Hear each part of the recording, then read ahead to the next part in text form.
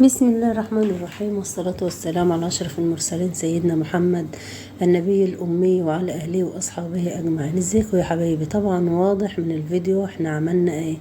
عملنا شوربة العدس، طبعا التحفة دي بطريقة سهلة وبسيطة. طبعا كنا طبعا الأول بنقول عليها أكلة الغلابة، بس ما شاء الله عليها النهاردة بقت أكلة الناس اللي هي ايه اللي هي مبسوطة شوية. معلش أنا آسفة على الصوت لأن معايا برد بقى، فالبرد اللي مغير صوتي. عاملين ايه يا حبايبي؟ شوربة العدس طبعا فيها قيمة غذائية حلوة جدا. عملنا ايه؟ طبعا غسلت العدس على حسب افراد اسرتك. حطيت قرن فلفل رومي، حطيت 3 فصوص توم، حطيت بصلة، حطيت جزرة. طبعا هتشوفوا باقي الفيديو. كنت نسيت طبعا، عندي الكوسة في التلاجة حطيت واحدة. في ناس بتحط كوسة وبتحط بطاطس، بس انا بكتفي كوسة واحدة، كوسة او 2 برضو على حسب رغبتك. ما شاء الله ولا قوة الا بالله. في ناس طبعا بتعمل معلقة سمنة او زبدة وتشوح الكلام ده كله وتحط العدس مع الحاجة دي كلها وتزود المية. والله يا اولاد نفس الطعم ونفس النكهة، فيش احسن من الطريقة بتاعت امهاتنا. طبعا انا كنت هنا بشرح لكم بقول لكم، بس ما فيش احسن من الطريقة اللي هي الطبيعية بتاعتنا. ده كنت نسيت الكوسة حطيتها بقى. طبعا انا بعمله بالهاند بلندر.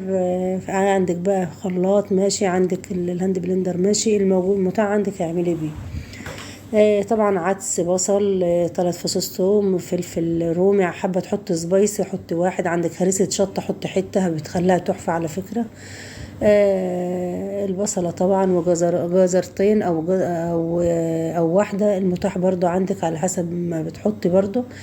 ما شاء الله كان الطعم تحفه تحفه ما شاء الله.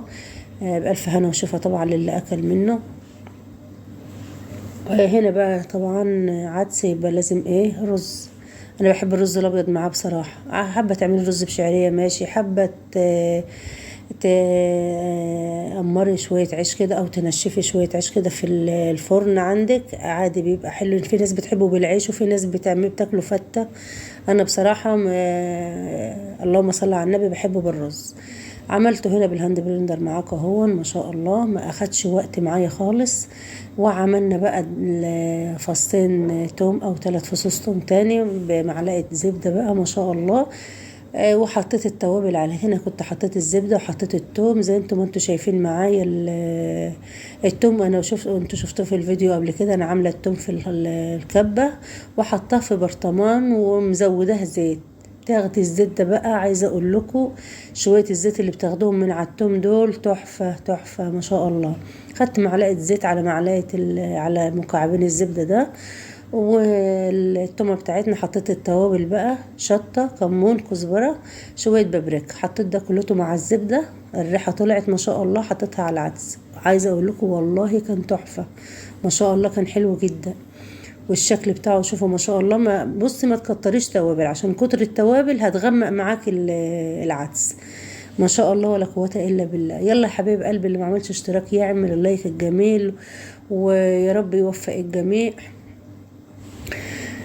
ما شاء الله ما شاء الله. شوية عدس. الشتا دخل بقى، دي أكلة شتوية بقى شوربة العدس. يعني أنا أعرف إن ناس كتيرة بتحبها في الشتاء عن الصيف. أنا فعلا أنا من عشاقها. أنا كمان بحبها جدا.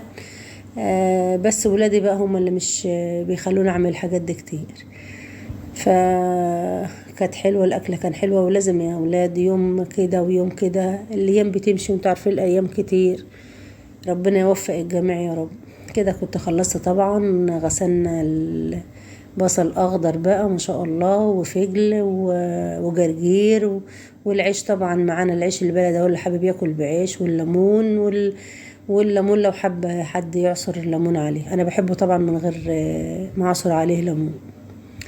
ما شاء الله الأكل كان حلو. ولازم نحمد ربنا على كل حاجة الحمد لله طبعا. وزي كل فيديو لازم ندعي لأخواننا في فلسطين. يا رب تنصرهم يا رب تنصرهم يا رب تنصرهم، ويصبر أهاليهم على الناس اللي افتقدوها، لأن بصراحة حاجة توجع القلب. يا رب اكون ضيفة خفيفة على قلوبكم يا حبايب قلبي. طبعا عدس، عملنا بقى شوية ليمون بالنعناع، كان ما شاء الله. مش انا اللي عملت بصراحة، ابو احمد اللي عمله. ما شاء الله كان تحفة جدا. عدس لازم يبقى ليمون بالنعناع، ما شاء الله كان حلو جدا. يا رب يخلي لكم حبايبكم، ويا رب يوفقنا، ويا رب اكون ضيفة خفيفة على قلوبكم، ويوفقنا كلنا يا رب. يا رب يوفق الجميع. ما ننساش بالله عليكم اللايك، نشاهد الفيديوهات بتاعت بعض زي انا ما بشاهد لكم، و... وربنا يسعدكم ويبارك لكم في اولادكم يا رب. وعندي كلام كتير بحب اقوله لكم، بس ساعة ما باجي اتكلم في رعاية الله يا حبايبي. مع الف سلامة.